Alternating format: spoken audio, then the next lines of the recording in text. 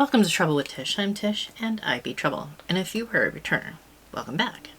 Today we have Mask Monday and Chapter 11 of The Rise of the Deva'shi. So if you want to find out what happens next in the story, stick around.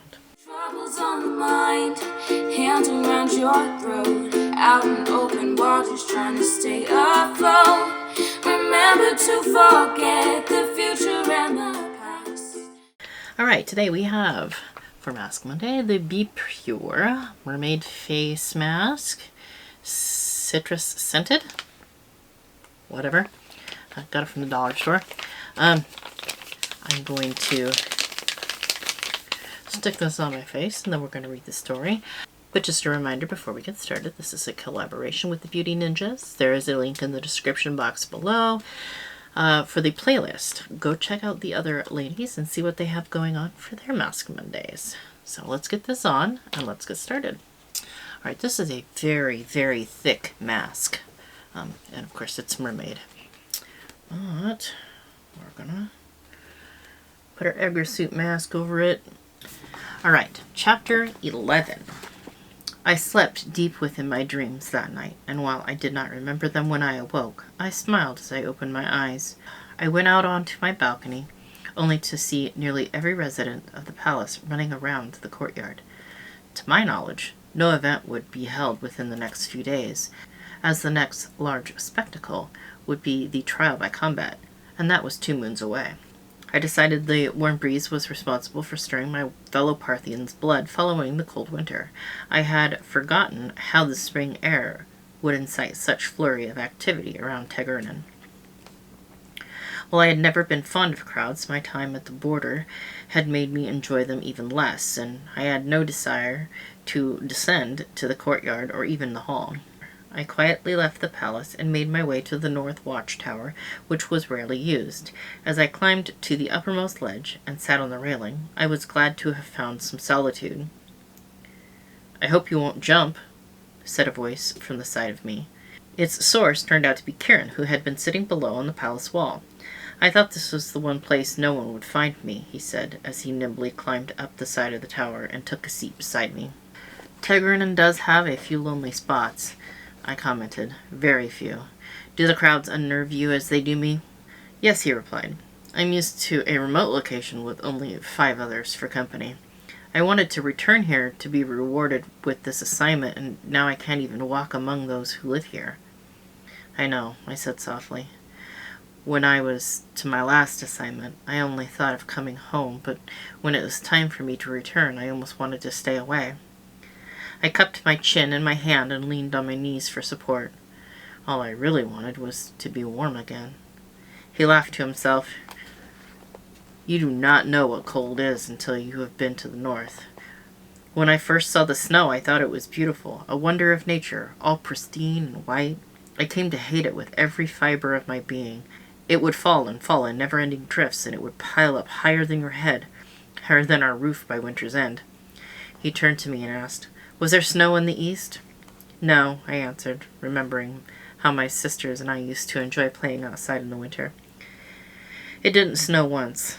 Not the entire time I was there. Instead, we would get ice forming a crust upon the ground and freezing fogs. But the worst was the wind. It came in gusts over the mountain, chilling us to the bone." We sat for a time on the railing and discussed the differences and similarities of our 2 posts. He was certain that it was more difficult to combat a demon in shoulder-deep snow, while I maintained that rocks glazed over with frozen blood had to be the worst. Eventually we agreed to disagree on the matter, and close to midday we went on our separate ways. After a handful of days had passed, Aylmar asked how I was readjusting to life in the palace. I assured him I enjoyed being in Tegernen a great deal, but I did feel restless, and asked him when I would have my own duties. The first hunter, in turn, asked me what I would prefer, which surprised me, as Aylmar never asked, only assigned, and I requested an overnight patrol. He thought this was unusual until I explained that I had held the night watch for the past 3 winters, mostly because no one else wanted it, and I had grown accustomed to not sleeping at night.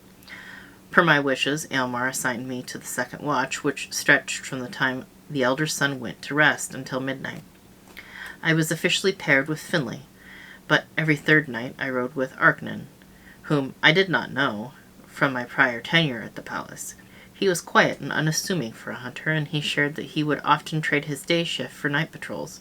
He enjoyed the peacefulness of the countryside at night and did not mind losing sleep, and the other hunters preferred to patrol during the day. Elmar frequently joined Arknan and I, always claiming that he could not sleep, and felt he may as well do something useful while he was awake. I noticed he never joined me when I rode with Finley, and I wondered if he was still evaluating Arknan. I also noticed that while I occasionally rode with the rest of the hunters, I was never paired with Karen. While my outward appearance said that I was adjusting to my role at the palace quite nicely, many concerns gnawed at me. I saw Elmar less and less, which again made me wonder if I had just imagined that he cared for me. When I did see him, he only spoke of my duties, or other mundane topics, such as how my patrols were faring, or what did I think of so-and-so. He even asked me a question about his horse, and after I dutifully answered, he left to speak to the grooms. I did not understand why he was pushing me away, when a short time ago he acted as if he wanted me as close as possible. While these things upset me more every day, I could not bring myself to speak to him, and I wished for Aaliyah to return with her sisterly advice. Every few days I would find myself at the North Watchtower, where Karen and I would pass the morning together. We laughed about the protocol and procedures associated with palace living, such as how a meal was an event causing hundreds to work all day in preparation for something as simple as eating.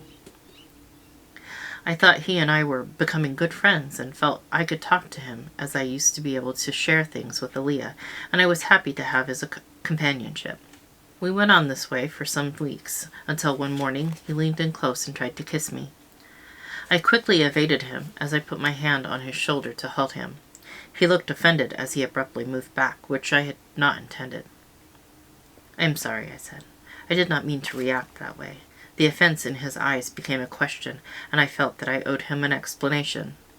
"I have only ever kissed one man, and I am not looking to add to my numbers." "Who is the lucky one?" he asked. I replied it was Elmar, and he laughed to himself. "I certainly cannot compete with the first hunter. How long have you been with him?" "I would not say I was with him," I said with a sigh. "I thought there was something between us, but now he only speaks to me as the first hunter, never as Elmar. Sometimes he will surprise me, but those instances are becoming rare." I thought of all the times he and I had been alone together since my return and could count them on one hand. His demeanor towards me had changed after he spoke with Kevyn, and I wondered, again, what Kevyn could have possibly said to Elmar, but I still refused to ask, for I would not seek to give credence to his words. I realized I had become lost in thought and quickly offered Kieran a smile. "You could say he and I are complicated." "What's so complicated?" he asked. "If he kisses you, and you kiss him back, it's quite straightforward if you ask me." "That one kiss was 3 winters ago," I said, "and I've been wondering how he feels ever since." "3 winters?" he asked, and I nodded. "You must have fallen quite hard for him to have such a hold over you." He leaned closer and placed his hand on mine as a friend would do. "I don't know if this will help or hurt you, but the whole palace speaks of his infatuation for you." My head snapped round to his, but his solemn face told me he spoke the truth. He went on, citing various bits of information he had heard, but I did not hear another word. My heart sang with the knowledge that Elmar cared for me, or at least others thought he did, while my head wondered why he did not say anything or act on his feelings. I decided to seek him out and determine his intention, for it was plain that nothing good was coming from both of us remaining silent. I bid farewell to Kieran as I scrambled to my feet and set off in search of my first hunter. I found him soon enough as he was about to enter the sola. He stopped when he saw me and watched intently while I approached. "What brings you here today, my lady?" he asked. "I was looking for you," I replied. "Can you spare a moment for me?" He graced me with a smile so glorious it could have melted all the snow Kieran spoke of. "For you, anything," he said. We moved to the side of the entrance, and I just stared at him. At last I had him alone, and had his full attention, yet I could not find the words to tell him what I was feeling. My nervousness overtook me, and my hands began to tremble. I was certain he would lose interest in whatever I had to say, for he was obviously busy, and I was wasting his time, and I waited for him to turn and walk away. Instead, he took my hand and lightly squeezed my fingers. "Latera, what is wrong?" he asked softly. "You can tell me anything. I will help you with anything." His kind voice managed to calm my nerves, and while I still could not meet his eyes, I found the strength to begin. "Why don't I see you anymore?" I asked with a voice so small I squeaked like a mouse. "I see you often enough," he answered.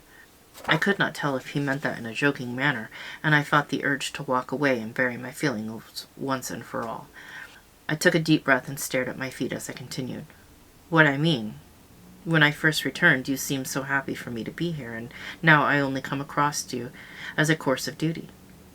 I faced him, mustering all of my courage. "I feel as if you don't want to see me anymore." "I thought you spent your time with Kieran," he said. His words startled me, but his face remained blank and unreadable. "I do know of the many hours you and he sit together staring off to the north." "We are only sitting there talking," I said. "Today, I only spoke of you." I held his gaze, searching his deep blue eyes for some sort of response, and finally saw a crack in his tough exterior. "You don't care for him?" he asked. "What?" I asked incredulously. "No, not at all. I feel nothing for him." "Wait here," he said abruptly, dropping my hand as he disappeared into the sola. When he emerged a moment later, he grabbed my elbow and led me away from the entrance. "Aren't you needed inside?" I asked. I told them something has come up and I'm needed elsewhere. Elmar didn't look at me as he spoke, and his behavior confused me.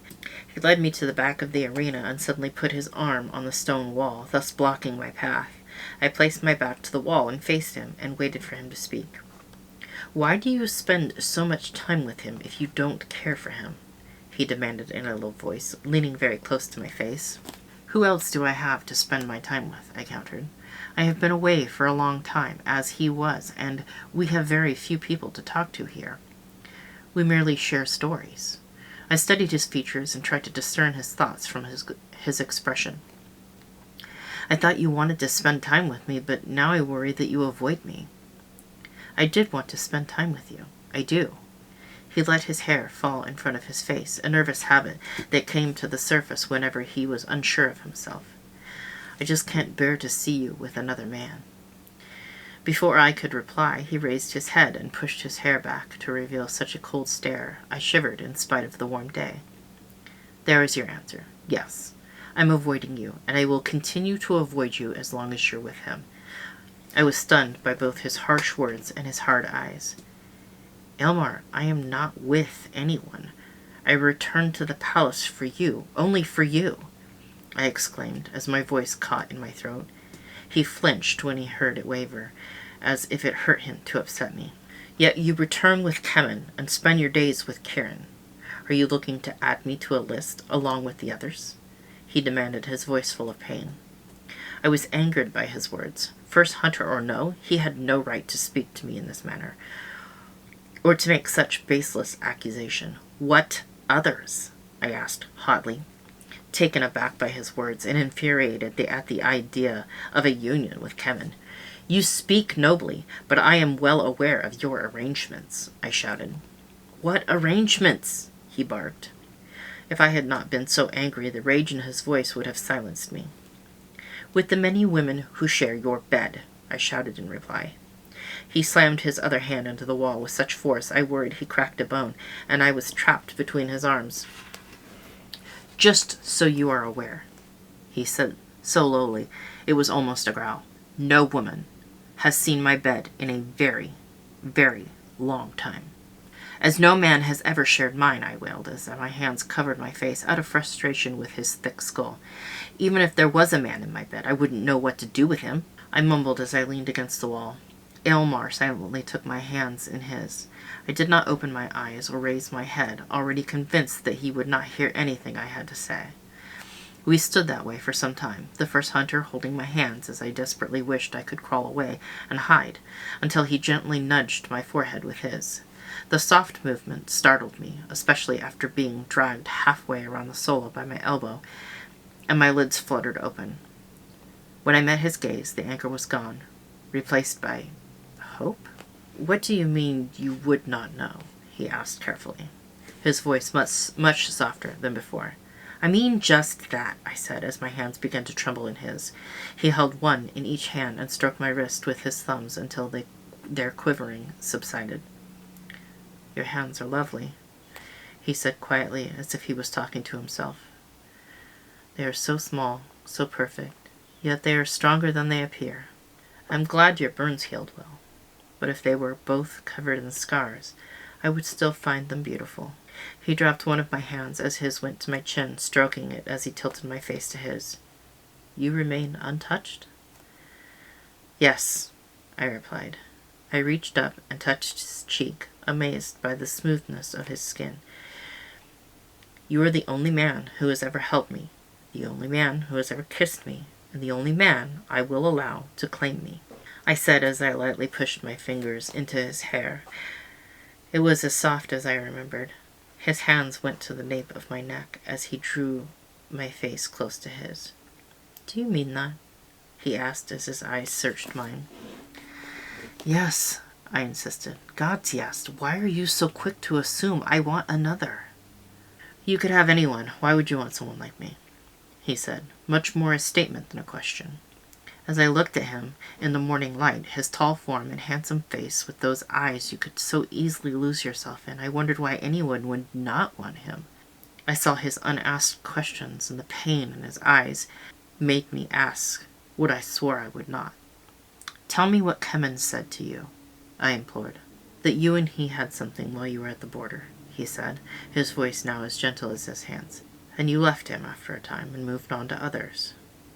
I was shocked into silence by his words, hardly able to breathe at the thought of forsaking Aylmer for Kevyn. "That is a lie," I hissed.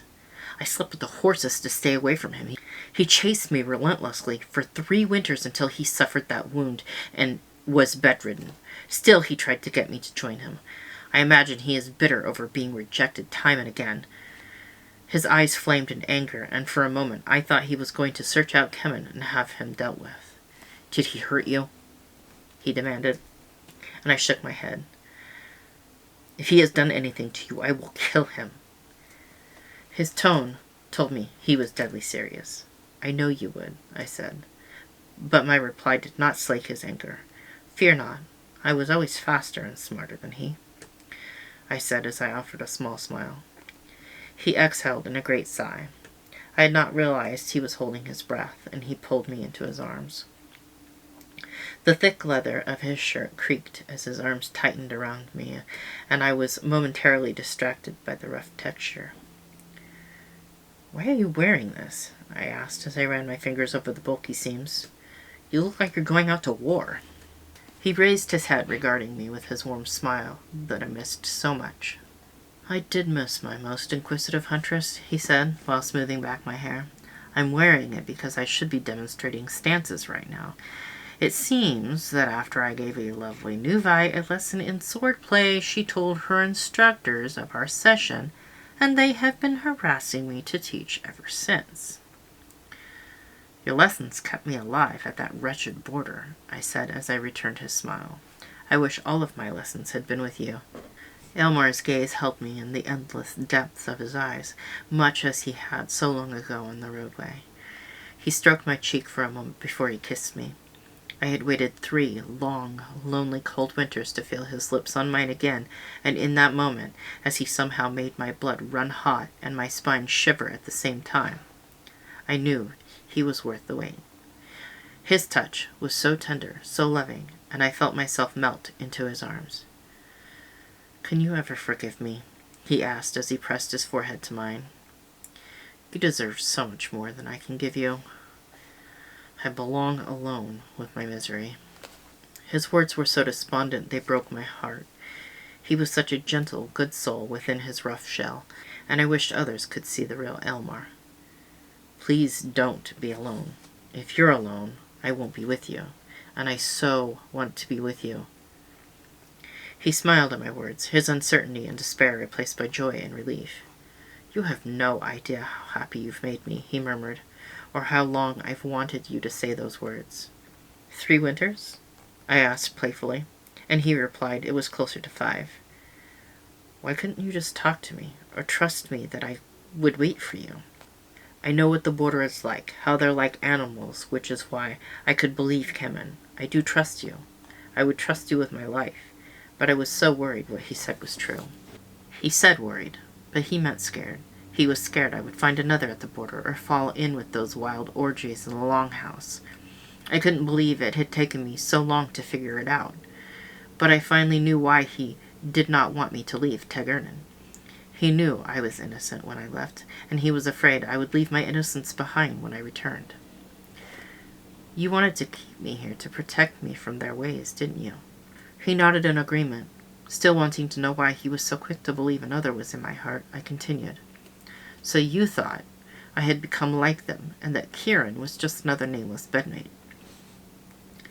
I thought that you wanted another, whether it was Kieran or someone else. And the way I offended you that first morning I saw you with him?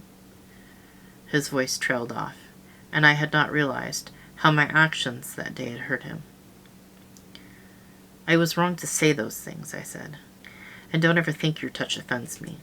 He bowed his head, burying his face in my hair while he held me in his strong arms. While his fears had been calmed, I still needed to allay suspicions of my own. I need to ask you about these arrangements, I said slowly. I have been told that Anetha calls you to her bed. He held me at arm's length and turned my chin up, forcing me to face him. Who told you this? He demanded, and I answered it had been Bryn. I will have words with her, he said disgustedly. It seems she is also bitter over a past rejection. He stroked my cheek, and his eyes warmed as he continued. I would not share my bed with Anetha if she was the last woman in Partholon, and be assured I certainly never have in the past. Relief now washed over me, and I asked the second, less awful question. And what of Ashera? The Queen? Please understand, if she made such a request of me, not only would it be a great honor, but I would have to comply. I stiffened, but he smiled as he continued. If she had made such a request in the last 5 winters, which she did not, I would have declined and suffered the consequences. Again, relief cascaded over me in waves as I let go of my last shreds of doubt. Has this truly been bothering you? He asked as I nodded, remarking to myself that I understood how he must have felt after hearing Kevyn's lies. I could have made peace with you and the Queen, but not Anetha, I said. I would sooner castrate myself than make love to her, he said, harshly. For too many years she and I were the only hunters in Tegernen, and Ashera was afraid she would find Anetha dead with my hands around her throat. Moreover, Anetha already has an arrangement, if you want to call it that, with Luth, he said with a special half-smile. I believe it involves her not speaking. I am amazed that such arrangements exist, I said, mostly because of all people I never thought Luth, who was always smiling and jovial, would have one with Anetha. They are more common than you realize, he said, his eyes glinting. The Queen herself has one with Finlay. I gasped in shock as my eyes grew so wide I felt they would fall from their sockets, and my appalled expression amused him. You cannot be this shocked. Surely you're not that innocent. 3 winters with Bryn could make a hardened warrior out of a songbird. Elmart's teasing voice trailed off, and his manner became serious. You haven't said if you will forgive me for being a fool. I would understand if you did not, for I am undeserving of your affection. I moved my arms from his waist to his neck, standing on my toes, in a futile effort to be at his eye level. I will, with 2 conditions. Name them. Name anything.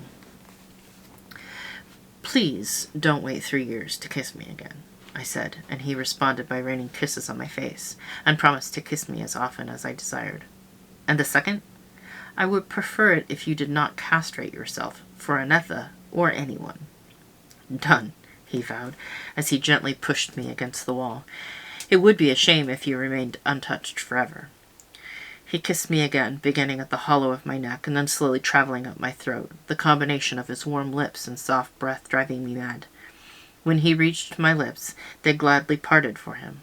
All I wanted was for Aylmer to love me, and my wish had at last been granted. The sounds of a mock battle filtered through the arena wall, signifying that the training had begun. "Your lessons are going on without you," I murmured against his lips. "And they will continue without me," he said, glancing around as he took my hand and led me to a small doorway. "May I carry you?" he asked. I fought the urge to immediately deny him. I hated being toted around like a baby, which was why Braun and Luth felt it was their duty to pick up their little one whenever they could catch me. "Carry me?" I repeated, for once hoping I misunderstood him. "The way is very confusing if you're not familiar with it.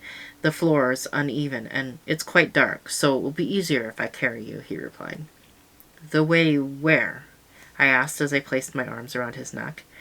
He gave me a secretive look as he lifted me, as gently as if I was made of glass, and entered the small doorway.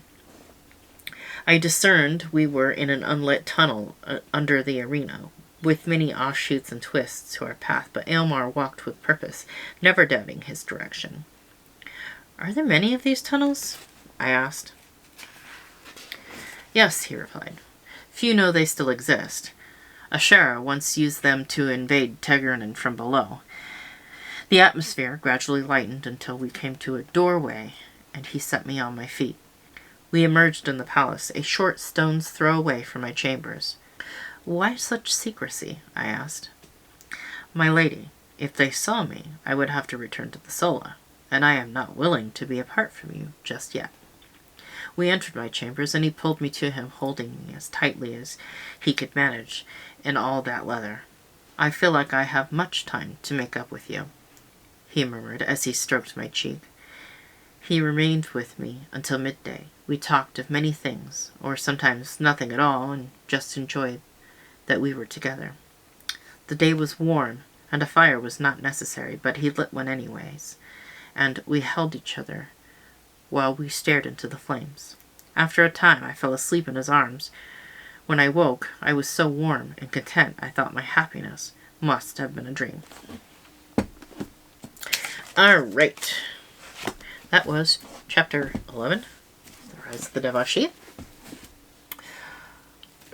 Take this off. The mask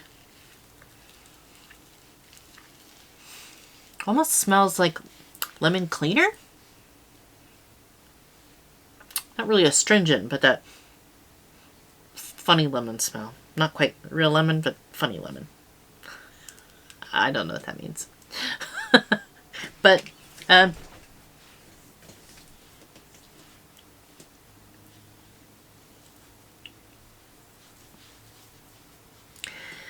I feel like I put some cheap serum on my face. But it is serum nonetheless, which can't be bad. All right, so again, this is a collaboration with the Beauty Ninjas. There is a link in the description box below. Go check out the other ladies and find out what they have done for their Mask Mondays. If you're looking to catch up, there's another playlist down there of all the previous chapters. Go check that out. And yeah. All right, go ahead and like, comment, subscribe. All that good stuff is below. I hope every single one of you has an absolutely amazing day, and I will see you all next time. Bye. Troubles on the mind, hands around your throat, out in open waters trying to stay afloat. Remember to forget the